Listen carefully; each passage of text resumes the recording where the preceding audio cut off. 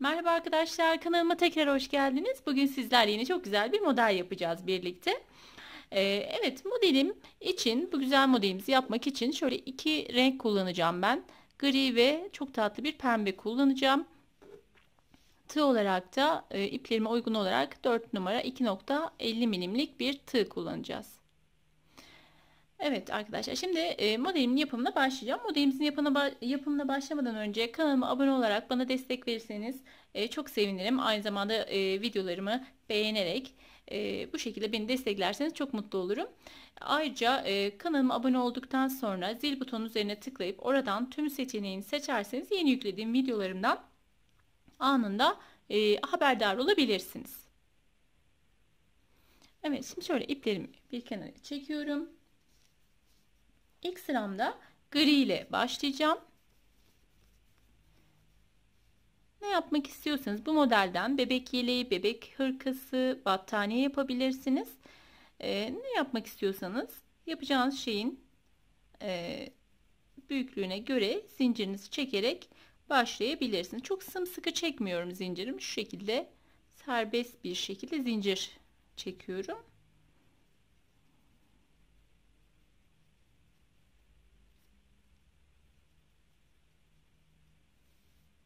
Evet, bakın. Birkaç tane daha çekelim. Evet, bu kadarı yeterli arkadaşlar. Şimdi zincirimi çektim. Şimdi hemen bakın, son zincirim değil, hemen bir önündekinin üzerine, içerisine, zincirimin üstüne batıyorum. Bir tane sık iğne yaptım. Tığın başına bir tane doladım. Hemen şu sıradaki zincirime battım. Bakın, tığın başına bir tane dolamıştım. Bir ilmeğimin üzerinde, ilk ilmeğim, böyle bir zincir çektim ve tığım üzerinde 3 ilmeğim var. Kapatmıyorum. Tekrar tığın başına bir tane doladım. Aynı yere battım ve bir tane ilmek aldım. Şimdi hepsini birlikte kapattım. Bir sonraki zincirimin üzerine tığın başını dolamadan battım ve sık iğne yaptım. Evet, şimdi tekrar tığın başına bir tane doladım. Sıradaki zincirimin üzerine battım. Bir ilmek aldım. Bir tane zincir çektim. Hafif serbest bıraktım. Tekrar tığın başına bir doladım. Aynı yere batıp bir tane ilmek çıkardım. Şimdi hepsini birlikte kapattım. Sıradaki zincirimin üzerine batıyorum. Ve bir tane sık iğne yapıyorum. Devam ediyorum aynı şekilde. Bir sonraki zincirim üzerine battım. Şöyle yavaş bir şekilde göstereyim. Bakın, tığın başına bir tane doladım. Birinciye bu şekilde bir zincir çektim. Diğer ilmeklerim tığımın üzerinde. Tekrar tığın başına bir doladım. Aynı yere battım. Bir tane, bakın, ilmeğimi aldım. Toplamda tığımın üzerinde 5 tane ilmeğim var. Şimdi hepsini birlikte kapattım. Sıradaki zincirimin üzerine tığın başını dolamadan battım ve bir tane sık iğne yaptım. Birlikte bir tane daha yapalım. Bakın, sıradaki zincirimin üzerine batıyorum.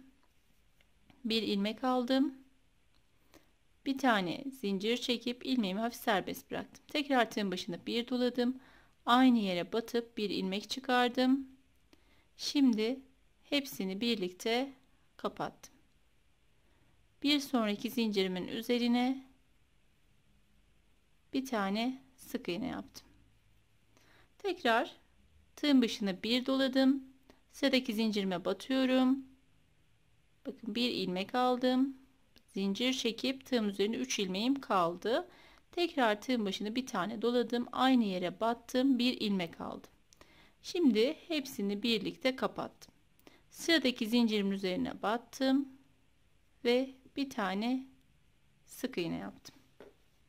Şimdi arkadaşlar, ilk sıramı bu şekilde sıramın sonuna kadar tamamlıyorum. Evet, bakın, şimdi sıramın sonuna geldim. Sıramızın sonunda yine birlikte bitirelim istedim. Tığın başına bir tane doluyorum sık iğnemden sonra. Buraya batıyorum. Bir ilmek aldım. Bir zincir çektim. Bakın, bıraktım. Tekrar tığın başını doladım. Aynı yuvamın içerisine batıp bir ilmek çıkardım. Şimdi tüm ilmeklerimin hepsini aynı anda kapattım. Sıramın en sonunda bir tane sık iğne yapıyorum. Sıradaki zincirimin üzerine 1, 2, 3 zincir çektim ve döndüm. Burası örgümün ön yüzü.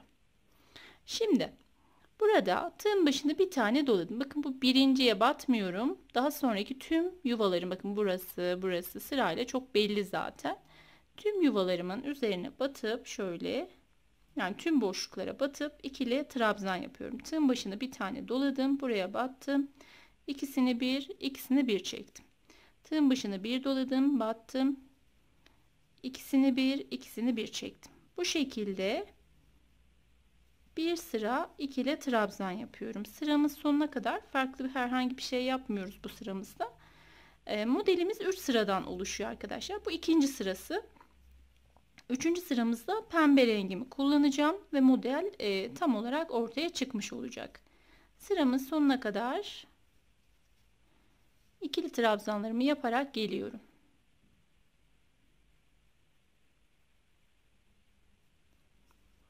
Evet, bakın şimdi sıramı tamamladım. Pardon arkadaşlar. Evet, şimdi sıramızı tamamladık. Hemen diğer rengimi alıyorum. Şimdi pembe ipimle bir tane zincir çektim. Şu örgümü aldım. Kaldığım yerden devam etmiyorum. Örgümün ön yüzünden. Burası örgümüzün ön yüzü oluyor. Şimdi buradan hemen şu ilk trabzan olarak, hani 3 zincirle yükseltmiştik, onun içerisine, tepesine batarak buraya ipimi sabitledim. Bir tane zincirimi çektim. Şimdi bir zincirimi çektim. Tığın başına bir tane doladım. Sıradaki trabzanım hemen şu tomurcuğumun üzerine denk geliyor. Şimdi şöyle yapıyorum. Bakın, tomurcuğun şuradan bu şekilde girdim. İkisini bir çektim. Arkada bir trabzan üzeri atladım. Dokunmuyorum ona. İkinci trabzanın üzerine bir tane sık iğne yaptım ve tığın başını bir tane doladım. Aralarda hiç zincir yok arkadaşlar. Şimdi yine bakın, hemen bunun üzerine gelen yere şuraya batıyorum. Çok belli zaten yeri. Bakın, buradan çıkarak, bu şekilde tığımı çıkararak buraya ikili bir trabzan yaptım. Şimdi arkada şöyle bir trabzan üzeri atlıyorum. İkinci trabzanın üzerine batacağım. Bakın. Yani mantığı şu arkadaşlar. Şöyle göstermek istiyorum daha net anlaşılması için. Bakın, buraya battık. Hemen bir sonrakine, yani bunun arkasına, arka hizasına gelen yere batmıyorum ve bir sonrakine batıyorum.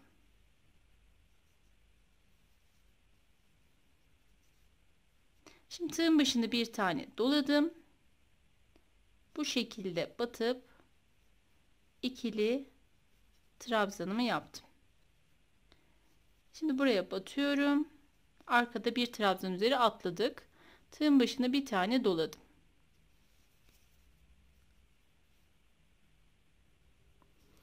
Evet, bakın, tığın başına bir tane doladım. Hemen şu tomurcuğun girişinden, çok belirgin zaten, buraya batıyorum. İkili trabzan yapıyorum. Hemen arkadaki trabzanımı atlayıp bir sonraki trabzanın üzerine bir tane sık iğne yaptım. Tığın başını bir doladım. Bir sonraki trabzanımın alt hizası. Bakın, zaten şu tomurcuğun uç kısmı, yeri çok belirgin duruyor. Bakın, buradan giriyoruz. Buradan bu şekilde tığımı çıkararak buraya ikili bir trabzan yaptım. Arkadan bir trabzan üzeri atladım. İkinci trabzanımın üzerine battım ve bir sık iğne yaptım. Aynı şekilde sıramın sonuna kadar devam ediyorum. İkili trabzan yaptım. Arkadan bir trabzana dokunmuyorum. Bir sonrakinin üzerine batıp bir sık iğne yaptım. Sonra tığın başını doladım ve şu şekilde girerek buraya ikili bir trabzan yaptım. Arkadan bir trabzan üzeri atladım. İkincinin tepesine batıp bir tane sık iğne yaptım. Eğer tüm sık iğnelere batarsanız artırma yapmış olursunuz arkadaşlar. O yüzden bu yapmış olduğum trabzanın hizasına gelen bu trabzana dokunmuyoruz. Hemen bir sonraki sıradaki trabzanımızın tepesine sık iğnemizi yapıyoruz. Modelimiz sıramızın sonuna kadar bu şekilde devam ediyor.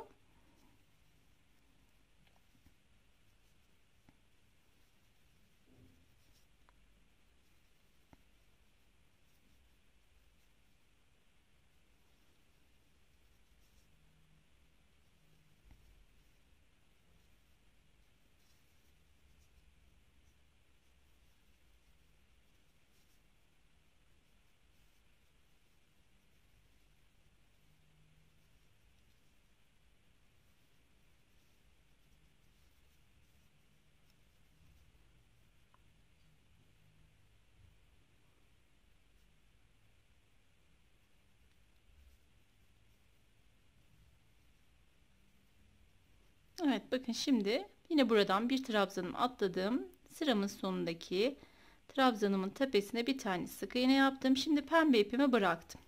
Burada tekrar gri ipimi aldım. Bakın şurada ilmeğim duruyordu. Bunu pembenin içerisinden geçirerek tığımın üzerine almış oldum.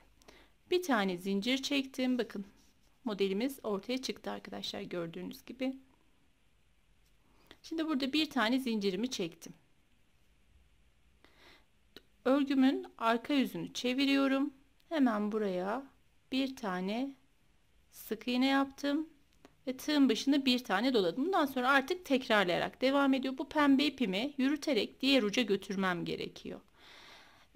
Diğer tarafta kalması gerekiyor. Tığın başına bir doladım. Hemen ikinci yuvamın içerisine battım.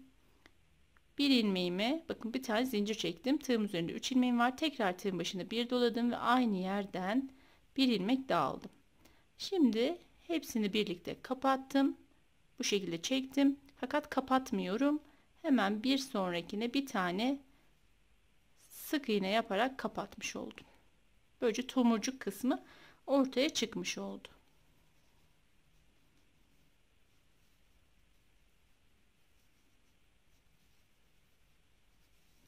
Sıramın sonuna kadar bu ipimi içinde bu şekilde yürüterek devam ediyorum.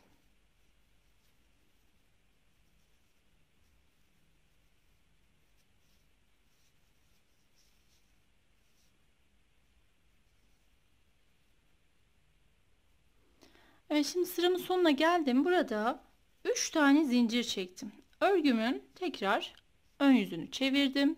Tığın başına bir tane doladım. Şuradan birinci yuvama dokunmuyorum. İkinci yuvadan başlıyorum. Bakın buradan her bir yuvamın içerisine bir tane ikili trabzan yaparak sıramın sonuna kadar gidiyorum. Bu sırada farklı herhangi bir şey yapmıyoruz. Bakın yuva yerleri belli zaten. Her birine batıyorum. Bakın hem tomurcuğun üzerindekine batıyorum. Bir ikili trabzan. Hem de o aralarda yaptığım sık iğnem var. Onun üzerine batıp ikili bir trabzan yapıyorum. Sıramın sonuna kadar bu şekilde trabzan yaparak devam ediyorum. Evet, bakın şimdi trabzanlı kısmı sıramı tamamladım. Pembe ipim bu uçtaydı. Hemen şuradan batıyorum. Şöyle ilk trabzanımın, hani o üst zincirde yükselttiğim kısmın tepesine batıp ipimi bu şekilde bir üst sıraya çıkarmış oldum. Bir tane zincir çekip tığın başına bir doladım ve hemen buradan, bakın buradan giriyoruz. Tığımın ucunu buradan çıkarıyorum.